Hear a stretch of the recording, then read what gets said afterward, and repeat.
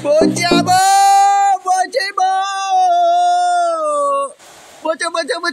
Tampal. Aku nak tunjuk ada satu pelawak ni. Jangan skip. Teruskan. Oi. Macam mana intake pula ada minyak, oi. Penuh minyak hitam kat situ. Masya Allah. Apa cerita ni? Memang kelakar lah. Aduh. Kau tengok minyak bertakung kat bawah tu. Masya Allah. Dia bagi sampai 7 tau. So kita boleh check daripada mula-mula ni. Guys, aku guna benda ni lah guys. Memang canggih guys. Harga pun mampu milik guys. Ini terkini dan terbaru guys. Sekarang kereta semua pakai sistem OBD ni untuk kau check. Okay.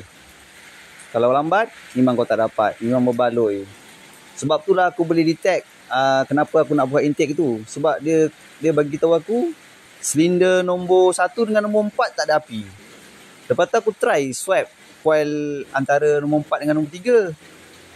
Pun tak ada makna apa pun. So, terbuka hati untuk aku nak buka intake, nak tengok apa jadi dalam tu. Konon-konon nak swap injector.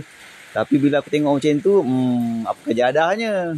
Okay guys, Assalamualaikum.